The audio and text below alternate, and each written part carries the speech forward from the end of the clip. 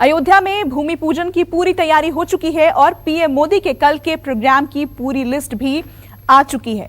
सुबह के करीब 9:35 पर पीएम मोदी दिल्ली से रवाना होंगे। इसके बाद सुबह 10:35 पर मोदी लखनऊ एयरपोर्ट पहुंच जाएंगे और सुबह 10:40 पर वो हेलीकॉप्टर से अयोध्या के लिए रवाना होंगे। इसके बाद सुबह 11:30 बजे पीएम मोदी अयोध्या पहुंच जाएंगे और सुबह 11:40 पर पीएम मोदी का हनुमानगढ़ी में 10 मिनट तक दर्शन और पूजन का कार्यक्रम है और इसके बाद दोपहर 12 बजे पीएम मोदी रामलला विराजमान का दर्शन पूजन करेंगे और दोपहर 12:15 बजे यानी 12:15 पर पीएम मोदी का रामलला परिसर में पारिजात का पौधारोपण कार्यक्रम होगा और दोपहर के 12:30 बजे भूमि पूजन कार्यक्रम का शुभारंभ किया जाएगा और इसके बाद पीएम मोदी राम मंदिर की आधारशिला रखेंगे।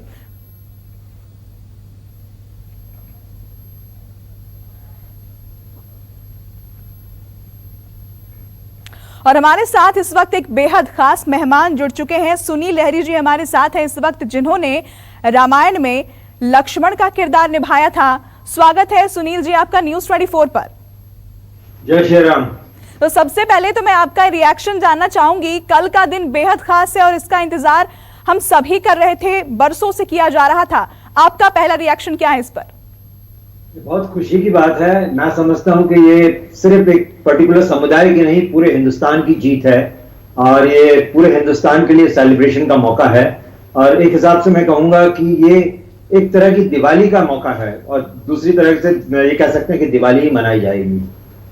जी बिल्कुल। और सुनील जी, अगर अभी कोरोना काल नहीं होता तो हम सब वहां आप भी पहुंचते वहां पर, लेकिन इस वक्त कोरोना काल है, एक लिमिटेड नंबर लोगों की रहेगी वहां पर। ऐसे में क्या ख्याल आता है आपके मन में अगर आप वहां नहीं पहुंच पाए हैं तो? थोड़ा दुख तो होता है, पर कोई बात नहीं, कोरोना है। और उसके अलावा क्या है कि डेफिनेटली जो अथॉरिटीज हैं उन्होंने कुछ ना कुछ सोच के ही हम लोगों को इन्वाइट नहीं किया होगा। पर अगर सब कुछ नॉर्मल होता तो इनवाइट करते या नहीं करते, हम जरूर जाते और हम जरूर सम्मिलित होते उसमें और इस उत्साह का आनंद लेते। जी बिल्कुल। और चूंकि आपने लक्ष्मण का किरदार भी निभाया है तो ऐसे में उस किरदार से जोड़कर आप किस तरह से देखते हैं? और साथ ही दर्शकों को ये भी बताइए कि चूंकि आपने रामायण को बहुत करीब से अपने उसके किरदार को जिया है, तो क्या वो चीजें हैं जो जीवन में उतारने की जरूरत है लोगों को? रामायण का हर जो अध्याय है वो डेफिनेटली हमारे जीवन में बहुत इंपॉर्टेंट है और उतारने की जरूरत है।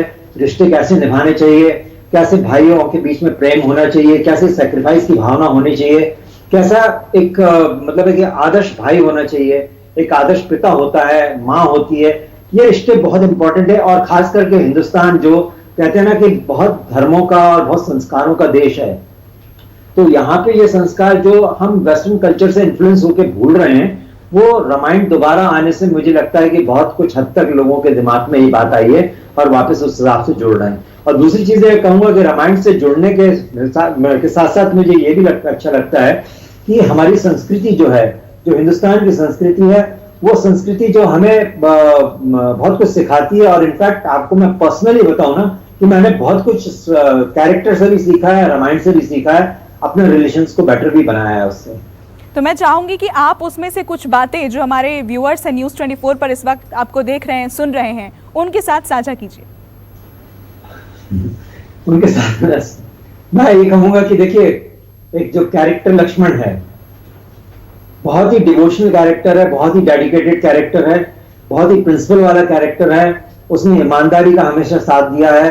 इनफैक्ट जिस भाई को वो अपना भगवान मानता था, जिस भाई के लिए उसने पूरी जिंदगी अपनी सेवा में उसके अर्पित करी है, उस भाई के अगेंस्ट भी वो खड़ा हो जाता है। जहां एक स्त्री की बात आती है, एक वुमन के चरित्र की बात आती है, उसकी मर्यादा की बात आती है।